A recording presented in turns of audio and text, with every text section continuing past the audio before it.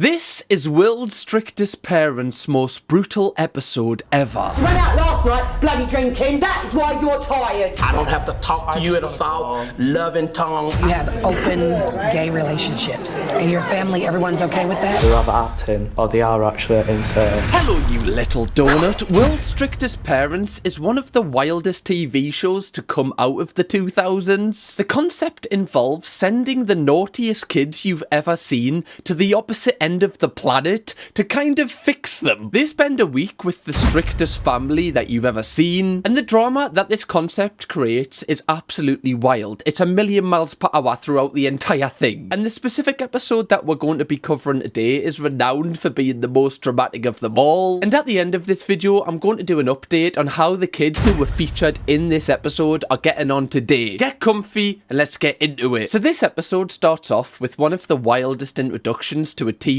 character I've ever seen, as we meet Bex. You stayed out the night before last. You went out last night, bloody drinking. That is why you're tired. Oh my god, that just sounds like my mum when I was like 18, going out every single night. Why is this kind of bringing back trauma? This is not what I wanted straight away into the episode. Mum thinks I'm a druggie. My dad thinks I'm a waster. Thinks I'm going to get pregnant. Sorry.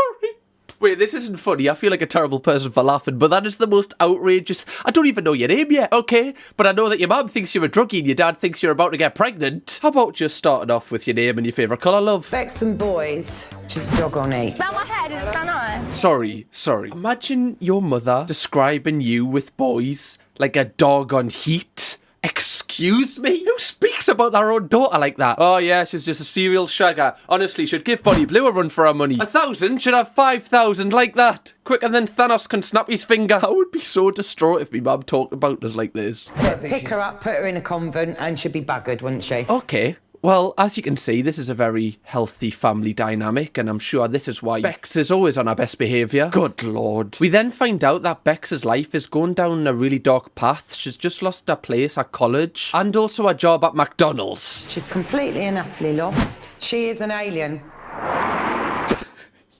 What do you mean she's an alien? Isn't she just young and has no direction, and we're probably going to figure out some trauma that she's probably got halfway into this episode? We definitely are. We're only a minute into this episode, and I believe the parents have got a lot to answer for here. We then meet our second child, who will be taking part in this experiment called Chesden. Chesden spends a lot of time doing his Okay. Little bit of a red flag if I went round to his house and he's just got loads of pictures of himself on his wall. Just like loads of selfie. It's a little bit of a red flag, isn't it? I guess you've got to be your own biggest fan, but, you know, everyone needs to draw a line somewhere. Yeah, that's me. Snapchat 2019, asking a boy for nudes. Right, love that one. What's going on? It don't bother me in being gay at all. He's behaving like a tart.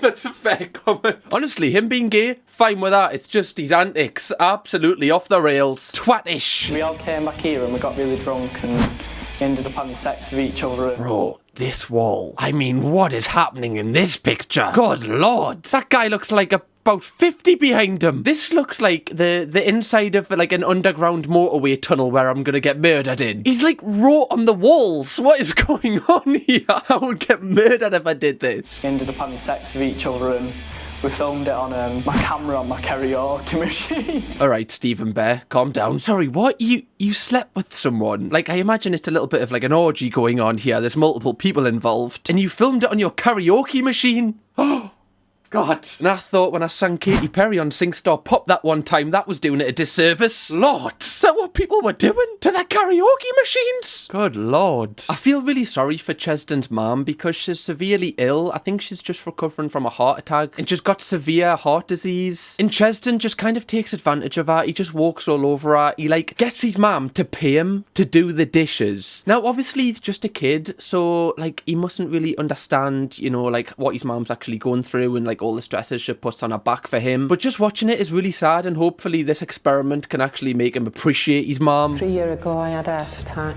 I couldn't get stressed. Instead of getting stressed and shouting, I started to learn things slide a bit. To be fair, like, you know, if you're not allowed to get stressed, that's like a rock in a hard place. You're not allowed to tell your child off because it raises your blood pressure, but you're seeing him have an orgy upstairs. It's an orgy or a heart attack, right? You've got to kind of choose the lesser of two evils and kind of go with the orgy. What am I saying? This is the most time I've ever said orgy there again in the space of like 5 minutes. Neighbours are going to be thinking, what the hell's going on next door? Good job they're renting and not buying. Christ, don't want them here for long. We also find out that Chesden's dad left before he was born, so he's never had a relationship with him, and this could be, you know, like a big part of why his behaviour is the way it is. And I imagine he's going to really struggle with getting disciplined by the dad in the new family, who I imagine is going to be ridiculously strict. Now, after we get an introduction into both of the families and both of the children that will be taking part in the experiment, they then get shipped across the planet to America. Sorry, what parent agrees to this? Some weird guy sends you an email and goes, can I just like take your kid like across the country? You're not going to see them for a week and I'll bring them back and they'll like be all changed. I'm saying no. I need more context to this. With a bit of luck, she'll come back our old Bex. Maybe, yeah. And we get on with our lives. I love that Bex's parents are taking like no responsibility at all for like her being the way she is. So yeah, I just don't know what happened to her, honestly. God, just, you know, it's got nothing to do with us, honestly, nothing. The teens are flying to Atlanta and we now meet the family that they're going to be staying with, and I'm just going to warn you, they're a little bit intense. Wanda is a school administrator and David is a Baptist preacher. Oh, this is gonna be tasty. This is what we want. This send 2 UK chovers over to a family that own a baptism church in America. Now that's fucking telly, I'll give you that one. Even me not being like the worst of childs when I was younger, this would still really stress me out. The Kimbros. That's what he's going to be doing to Chesden, right? After he has one too many cigarettes. Fucking get out. Sorry, guys. That's a joke, obviously. Secondly, for our children to walk in obedience. Obedience to God, first and foremost, and obedient to us as their parents. You can tell who wears the pants in this relationship. Like, he's just sitting there, looking cute. Just like, yeah, whatever she said. Yeah, I just do whatever she says. The mother of this family, in her own words, says that every single body in this house treats her like a queen. And I'm kind of like, you know what, love? You serve, love. Right? I don't often use that word, but I'm pardoning it for you. Yeah, get everyone to treat you like the queen you are, love, honestly. Now, I'm so excited for you to see the journey that this family go on, because this episode is honestly, like, mint. But you're gonna have to wait and see the character arc that these two people go on. Meanwhile, Bex and Chesden meet for the first time, and you can tell straight away they just click. They've got the same banter. Oh my lord, look at this place, man. Oh, that is so disgusting. You can fart all you want, but when people burp, it actually makes me heave. Oh, the connection. It's off the charts. I feel like I'm watching Ant and Dec here. I was going to say Blake Lively and Ryan Reynolds, but I don't feel like they're not really popular anymore. I think there's something going on with them too. The kids then meet the new family they're going to be staying with for the week. How are you? I'm Chaz. Chad? I'm David. Hello. Oh, this is not going to end well. Did you see the look the son gave to his dad? There's clearly going to be some issues because they're heavily, you know, within the baptism church. They actually own it. And obviously, Chesden is gay, and I don't imagine that's accepted, especially at the time of filming within the baptism church. And straight away, before they even get into the house, there's friction caused as Chesden asks if he can have a cigarette. Can we have a cigarette here? Oh, no. Oh, we don't do cigarettes. We don't do any smoking at all. Oh, God. Oh, this guy is, you know, according to his home life, has seen some stuff. He's hard as nails. He really is. The fact she said no, and then he just lit it up in her face. Oh, how do, like, kids have this much audacity? I was so shy. You're not getting off to a good start with the Kimbros. That's such an American name. You're not getting off to a good start with the Kimbros. Are they called the Kim family, or is that the family name? Like, is it like, oh, we're the Kim Bros? Or is it like with the Kimbros? I need to know. Can you imagine being like the actual children in this family who, like, that's your mum and dad trying to tell these two random kids off? This must be just such a weird experience for everyone involved. Imagine, like, Just put yourself in, like, their shoes. Imagine, like, you're just living with your family in the UK and two American naughty kids come and live in your house. You'd be like, why? Mum, what are you doing there? We don't need to do this. We're fine the way we are. It just reminds us of when Patrice stays at Simon's house in the in-betweeners. Simon, why are you running? Should we stop? The actual kids who are part of this family tell the cameramen what would have happened if they had acted like that in front of their parents. If that was anybody else, she would have probably killed them. What? Sorry, what? She would have killed them, did you say? Oh, this is going to be... The tea is piping. Strap up, ladies and gentlemen. Cheston then reveals that he's gay to the family, and the reaction that he gets is fairly brutal. A pretty boy. It's a pretty boy. A boy that's pretty. A boy that's pretty. In America, pretty boy may mean something slightly different. Gay. A homosexual. To put it bluntly. Why is she treating the word like it's a slur? You're allowed to say it, that's fine. It's like she's trying to mutter the words Voldemort in Hogwarts. Just say it. Can you imagine how Cheston must be feeling right now, by the way? You're in, like, a total random country, in a house with people who don't accept who you are. That must be so terrifying. Would that be you? Yeah. Don't worry, I'm not going to, like, bomb in your house or anything. Oh, we're not concerned about that. Sorry, that caught us off guard. Well, I wasn't thinking you're gonna bum in me house, but now I'm thinking you're gonna bum, right? Stay away from my children. When you're talking with your bumming business, I'm not gonna bum in your house. That is hilarious. Look at his face. You can tell he feels so awkward. He's trying to lighten the mood a little bit. We're not concerned about that. We're not concerned about you doing anything that you don't have permission to do. Sorry, what? Like, oh, can I have permission to bum, please? Just tonight, please. What, you gotta ask permission to bum? What happens, like, when one of the, our sons brings, like, someone home? Has he got to knock on his mum's door first and be like, by the way, mum, is it alright if we just shag? Is that fine?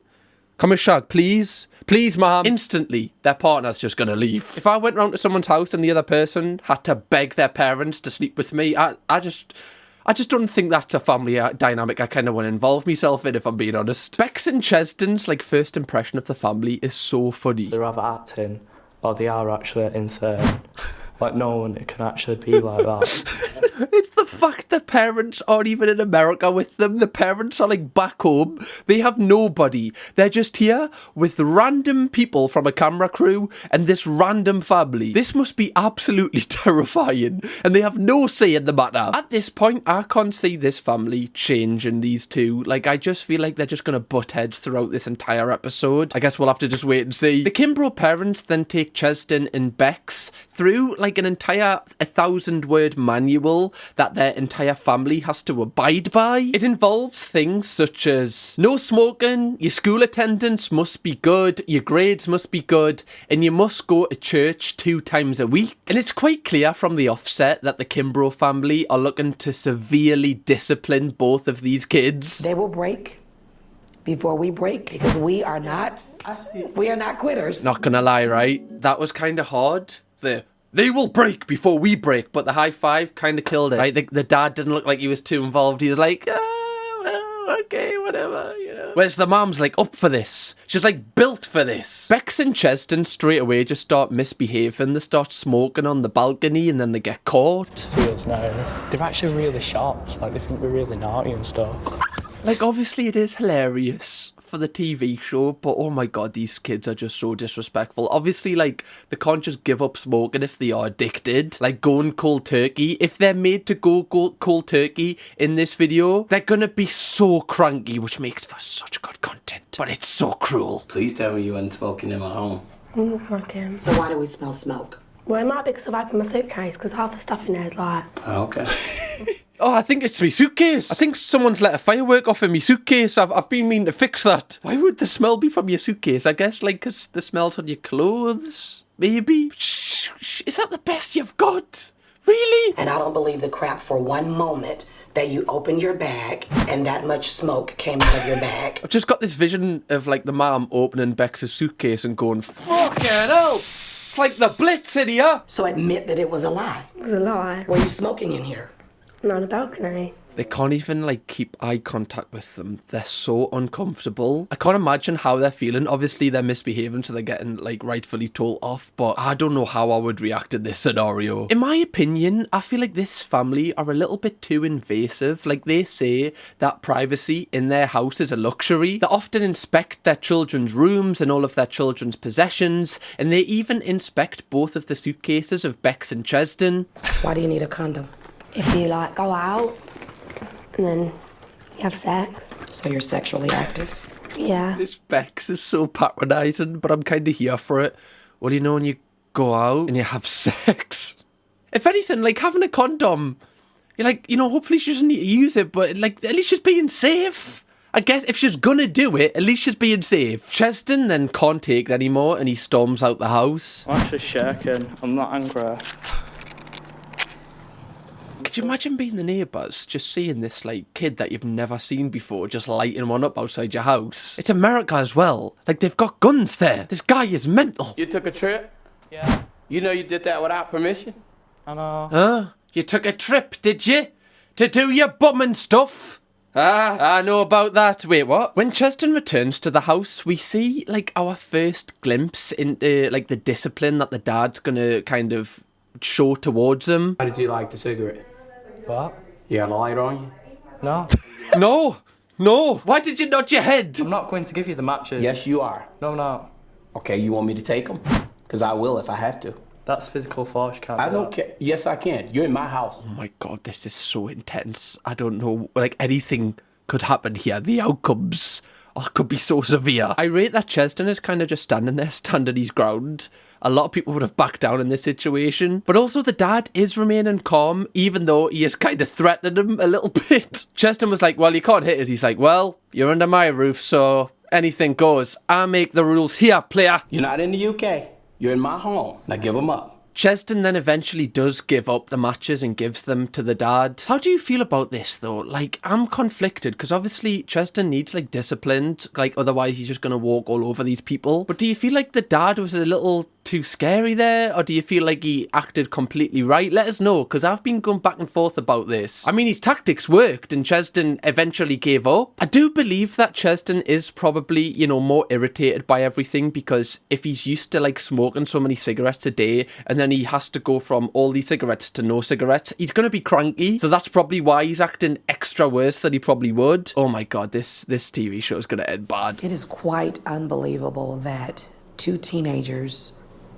that met 24 hours ago could band together and wreak the havoc in one home that they have managed. I think this is quite possibly the most dramatic kind of Act 1 of a TV show that we've ever covered. There's so much going on here and so much to unpack. Day 2 now begins, and the Kimbrough family are taking both Bex and Chesden to their first experience at the church. And in the family's words, it's essential that these two kids don't embarrass the rest of the family. I think the Bible's a lot of shit. I think it's a lot of stoners that have probably just thought, oh yeah, we'll make some money out of this. Like Bigfoot. Oh yeah, to be fair, that is my favourite story from the Old Testament, when Bigfoot steps up. That really caught us off guard. Like, when the Loch Ness Monster started killing, like, everyone, I was like, okay, I can get behind this. But Bigfoot, stop trying to make it make-believe. Thank you very much, Old Testament. But before they attend the service, they must attend the Baptism Church's Sunday school. By the way, like, the concept of Sunday school is like, why would you do that to your children? They already go to school Monday to Friday. Why do you want to make them go to school on a Sunday as well?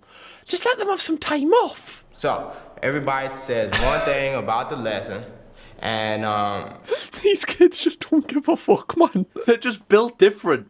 They're from the States and the UK. You can't beat them. God is no match for a chava from the UK. Put some Nike TNs on a woman and she can take over the world. And if you thought this family wasn't, like, invasive enough, even when they're in Sunday school, they're being filmed and caught on camera by the family to watch them 24/7, as well as being on camera for the actual show. Wanda's office computer is linked up to the church's security cameras. Like, surely you tell them that, right? And surely that would help them even behave better if they know that you're watching. But just not telling them, it's just, like, creepy. Also, how many cameras have these guys got on them? right? The camera adds pounds. They're going to be looking absolutely huge on screen. Can we limit the cameras, please? However, I will say, I think the kids are being really disrespectful, like, during this lesson. Like, there's a guy who's trying to just kind of, you know, like, teach the kids. He's not getting paid. He's just, like, doing it because he loves it. And they're constantly kind of just laughing and talking and not listening to him. Can we go upstairs, please, need some fresh air? No, not yet. We almost done. All right, we got about 10 more minutes, okay? Oh my god. The audacity to act like this in like a totally different country, especially in like a baptism church. I don't think anything can help these two. They're just off the rails. Can't believe I'm stood in the fucking forest in the rain, trying to have a fag with a Bible on my head. It's ridiculous. These two are so unserious. I can't believe that this is unscripted. It's like, it's TV gold. They both then return to the church and they get told off by the mother. Is there a mirror? My hair's a mess. Chose to go sit out in the rain, so whatever fool you look like, that's what you're gonna look like to the people that meet you for the first time. I don't like a filler, I just don't look as good. Okay. Oh my god. She's gonna slap him. I can see it coming. I think during a lot of this video, I have been on the kids' side, but there is a time where you're just actually just being disrespectful, like they're just taking the piss out of her here, like not even treat her like a person. However, I can imagine why Cheston is probably feeling really uncomfortable and doesn't want to be here, because everyone in this church probably disagrees with who he is as a person. And can you imagine being surrounded by so many people that disagree with like who you are? Like that's gonna make you feel really, really on edge. You will not use profanity in this building. You will not. Bro, she was pointing in her face like this, and the only reaction she got was, you think you can bully me? No chance, love. I've drank Frosty Jacks from the age of 12 in car parks. Nothing faces me, love. Just quickly, guys, I want to say, if you haven't already, make sure you press the subscribe button. What are you waiting for? I'm not moving until you do it. Okay, maybe I will, but please do consider joining the Donuts with the best community on the internet, the best corner of the internet. Go on. They're very sheltered, like, and they don't understand. I literally doubt half of the people in there have ever been laid. I feel like that's what he should have done. He should have got up on the stage, on the microphone, and went, look, right? I can tell. I've been here for 5 minutes. I can tell all you guys need here is just to sleep with someone. Right? That'll solve all your issues. Not taking a bit of bread, not taking a bit of wine. Find someone, sleep with them, your anxiety's gone. The entire family then go out for food together, and they use this as like a kind of avenue to get to know Bex and Cheston a little bit more. However, the conversation quickly turns quite brutal. I went out with a boy for 2 years, and then we split up 2 years ago. When did you start dating? I was 13. 13? Wait, that's... in the UK, that's just normal. Like, you have your school relationships, right? Like, they're not really, they're serious at the time, but they're not that serious, like, in the grand scheme of things when you get older. I always remember with my girlfriend in year 7, like, every single weekend, we used to just go to the same place, the card factory. That was literally all we used to do for, like, a year. Just go to the card... Why was that person with me? Like, I don't understand. That's the best place I could have took her. We just used to read the funny cards. Like, that's so weird. So at 16, you have open gay relationships. And your family, everyone's okay with that? Your mom? Yeah. I'm just in shock that... Now, obviously, that is quite, like, you know, like a damning thing to hear. But apparently in Atlanta, like, faith, etc. is, like, a huge thing there. And at the time of filming, apparently, it wasn't as, like, open to be gay there. I'm not saying that makes it right, but I'm just saying, like, that's from the family's perspective. Like, it's so strange that, you know, like, him just being gay, they're like, what, like, openly?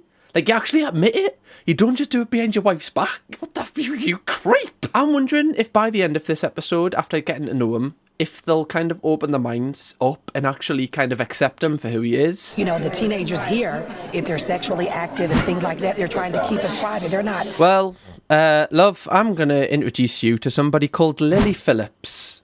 Right? Over here, anything goes, honestly. Like I said earlier, I'm not convinced that, you know, this family are going to be able to change the bad behaviour of both Bex and Cheston, but I am open to being disproved, so let's see. However, the mom also doesn't seem confident in this. It's almost like they're bipolar or split personalities or Dr. Jekyll and Mr. Hyde. A little bit of, you know, self-diagnosis there, right? Just pointing that out. I mean, I'd rather be called Jekyll and Hyde than an alien, you know, that our own mother called her, or a dog on heat, I mean, choose your fighter. Cheston and Bex then need to go for their first day at school, and the first lesson that they have is actually, like, brutal for your first one. The pupils work in pairs to dissect unborn pigs. Oh my god, Justin, blur that. Oh my lord.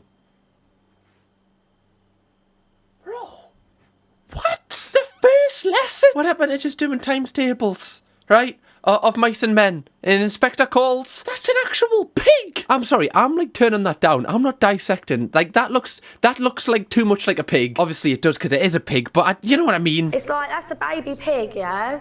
Obviously. If one of you lot had, like, obviously only the girls had a miscarriage, oh, the baby's already dead, let's just open it up and like see what we can find. I just don't agree with it. Do you know what? Like, I don't think that's her kind of acting out. I think she's completely valid in feeling that way. Like, that would make me kind of feel sick. Especially, you know, you're already stressed because you're around so many people that you don't know in a foreign country. And the fact that they've made her do this is just like, this is just too far. It's also a good thing because it shows like the first kind of bit of vulnerability we've seen from Bex, like her actually showing her emotions. She isn't just like rock solid. Now she does walk out the classroom, but she gets confronted by the head sister of this baptism school. We don't walk out of class. Well, I was going to be sick, so I'd rather be sick outside than be sick in the classroom at the end of the day. Can you let go of my arm, please? Let go of my arm. Oh no. This is the start of a horror film. I've seen this story before. I've played these games before! No matter what situation either Bex or Cheston is in, they just constantly stand on business. They're just ice cold in the face of confrontation. And don't switch your neck at me. You're messing with the wrong one. What are you going to do? What would I do? What would you do? Well, I'll knock you out, but obviously I can't. No, you absolutely cannot. She kind of had her stumped there. What I did? What? Sorry, what? To be fair, like, she is only a teacher. And if a student said to you, well, I can knock you out, that probably would take you back a little bit. I definitely think Bex has this wall that she puts up, this, like, aggressive wall. Kind of stops her getting hurt. And that's not actually her. It's just a front so that nobody can kind of, like, get to the real her. And it just seems like she doesn't really care who she kind of hurts in a way. Don't pinch me. Let's go. Oh, stop Do you absolutely think that I'm going to allow you to disrupt my class? Wait in your classes then, keep pinching me. Why is she pinching her? Oh no. Now I know why this has 7 million views. Someone's about to get uppercutted. After the head sister and Bex have a chat outside, this is the first time we really see Bex conform to the rules. I think after she's calmed down, she realised, like, what the sister was saying, like, all you need to do, like, it's fine that you're overwhelmed by the pig, but you just need to ask the teacher if you can be excused. Which, the bottom line, like, that is a fair thing to say, but I just feel like both of these people kind of got a little bit too heated in the moment. We then get a little bit more background information about Bex and why she may act the way that she does. My brother died like 2.5 weeks before my 13th birthday and he was severely disabled, but we did get on, like, I loved him to pieces. Fucking hell. Well, you could have brought that up before I started taking the piss. I feel terrible now. Oh my good lord, I've just had a shiver down my spine. Well, obviously that's the reason. If her entire behaviour changed from that specific moment, do you not think this is her way of dealing with grief that nobody has, like, helped her unpack? This is clearly the reason why she's acting out. And obviously this is really hard for her parents as well because they're grieving the loss of a child. And then after Jay's died, she just turned into a teenager from hell. And because of this, Bex's relationship with her mother has really suffered, and there's something that her mum and dad said to her, which if my mum or dad said this to me, I would also have a damaged relationship with them. I think my mum hates me. She does always say she wished it was me that died.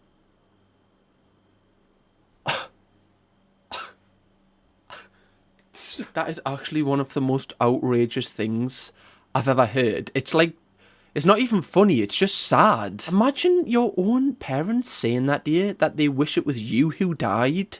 Like, of course, you're just not gonna talk to them about anything. Why would you ever open up to people like that? This makes so much sense why Bex is going out and getting drunk every night, because she's dealing with the trauma of losing her own brother, and then also she's kind of dealing with the trauma of losing her parents because, you know, in a sense, her parents have disowned her saying that. No wonder she's just abusing her body Like, just sleeping with anyone, just drinking alcohol, taking drugs. She has no self-worth because nobody, like, it seems like nobody loves her. With alcohol and with sleeping with people, she'll be chasing, like, just short bursts of, like, serotonin just to make her feel something because she clearly feels nothing when she's at home. This makes so much sense. Why did they not mention this earlier? Because now we understand why she has this wall so she doesn't get hurt by anyone. One thing I actually do really rate about World's Strictest Parents compared to, like, other shows in this kind of genre is it really does make you feel something towards the characters that you're watching.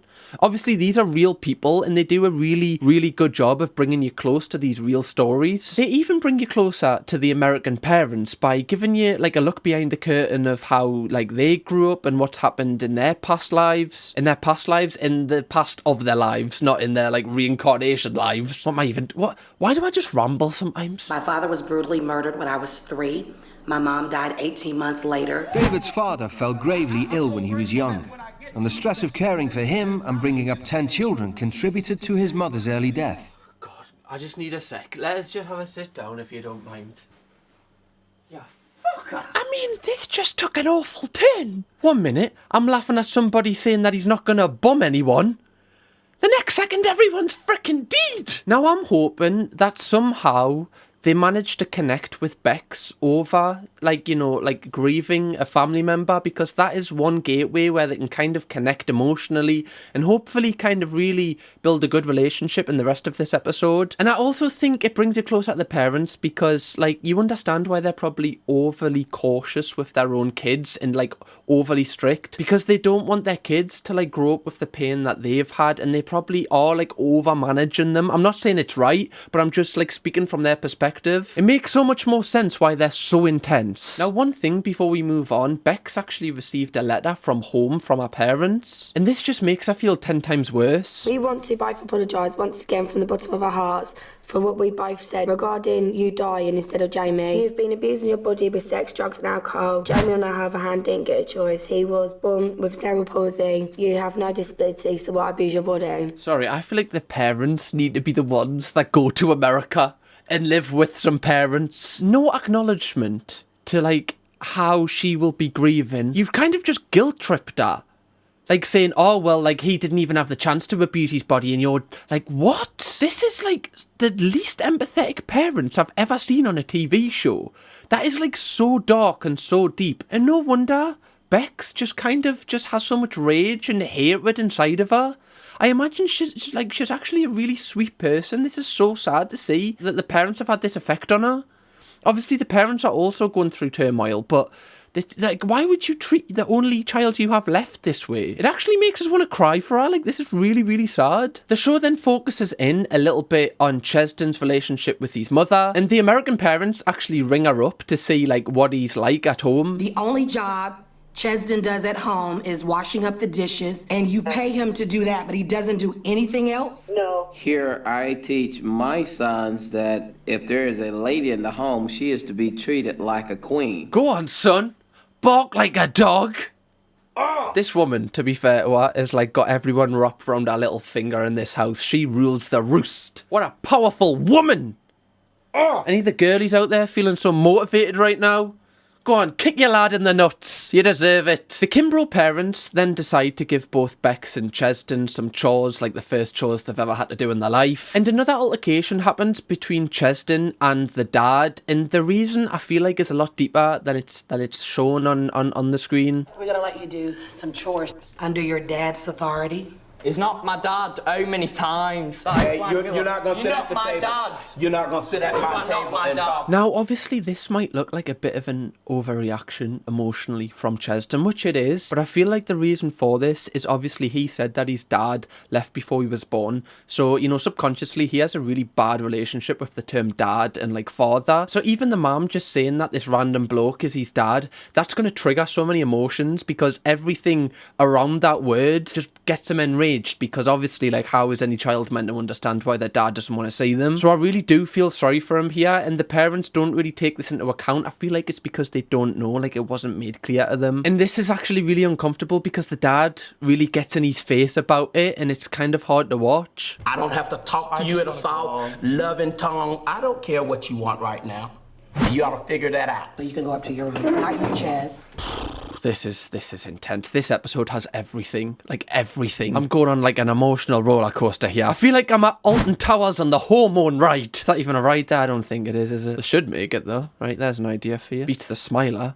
Right, you wouldn't get hurt as much. Cheston then storms out the house again because he feels intimidated. When you're in someone's face, or that's seen as threatening behaviour, and it's like I was scared that I was going to do something stupid and lash out, and it just ruined the whole experience. Like so, it is like a really difficult one because I feel like sometimes the dad, like he doesn't need to get in their faces, but you know, if we're not seeing everything, so they might be trying the calm methods and like that's not working. But it's a little intense. Like I feel like I wouldn't respond well to that sort of method. But who knows, by the end of this episode, that method might actually work in disciplining them. It's so funny because when they return to the house, the mom starts reading from the document that they signed earlier in the show. Can't abide by that, then we're done. Yeah, Cheston's reaction. Cheston was like, oh, fuck's sake, man, not that document. Imagine misbehaving and every single time the terms of service comes back out, you'd be like, oh, man, I normally just sign it and don't even look at it. Why are you reading it back to us? Honestly, they could put anything in the terms of service of like things that are signed and genuinely, I wouldn't know. Does anyone actually read them? I think that's why they make it so long so you just don't bother. Both the kids then actually apologise to the parents when they've calmed down. And a new day begins. Day 5. They've only got 3 days left. And I think after they apologised last night, they've started to build a better relationship with the parents as they're both doing chores for the first time without complaining. Does this mean that the parents' methods are actually good? Or do they just feel so intimidated that they don't want to be shouted at again? I don't know. Maybe it's a bit of both. Maybe it's none. However, when they go to school, Bex it's like she's like struggling to adjust to school life here. Why are you determined to hurt yourself? I'm not determined to hurt myself. Yes, you are, sweetheart. And although that I was like critical of the head sister for like when she was pinching Bex, because like you just don't need to do that. That's just out of pure like anger and frustration. She's actually dealing with her really well here. She's been so calm, so patient with her, kind of trying to peel back her layers a little bit. And you can tell Bex warms to her as she starts to open up to her about certain things. You're living like a person that's been out of life for quite some time. Like, that's such a better method. Like, rather than fighting, like, aggression with aggression, just, like, talking to her and understanding how she feels. Like, she's responded so much better to this. She's literally walked back into the classroom. And the rest of the day, she's really good in the classes. And she really enjoys it. And this is the first time since the kids have arrived in America that the mother has praised them because they're both smashing it. Be disobedient, just give it a chance. And you did, and that's really, really great. I'm so proud of you. Thank you for So that. proud of you. Come on. Right? We've impressed the Queen. This will actually be like such a life-changing experience for these kids. Like, it's such a good opportunity to kind of just see outside of your small town. At the start, I was like, oh, I don't think this is going to be good at all. But the more I'm like watching this episode, the more I think this is like such a great thing to build perspective and realize like, oh, maybe I don't actually have it like that bad at home. I like it how I get away with a lot of stuff. The next part of the show is actually really emotional as the mother gets Cheston and Bex to basically like write down how they're feeling on a piece of paper and then she's going to read it out. Devil Bex came about 4 years ago, and she hasn't gone away. I'm scared that the true Bex is not only gone invisible, but is going to disappear forever. I didn't expect that. Genuinely goosebumps. Not even kidding. Fucking hell. I do have a heart. Even the mother's crying. The one that, like, she can't be, like, broken. She's broken. Genuinely, that is so... You know when I said earlier that she's definitely got a heart behind all of these tough layers?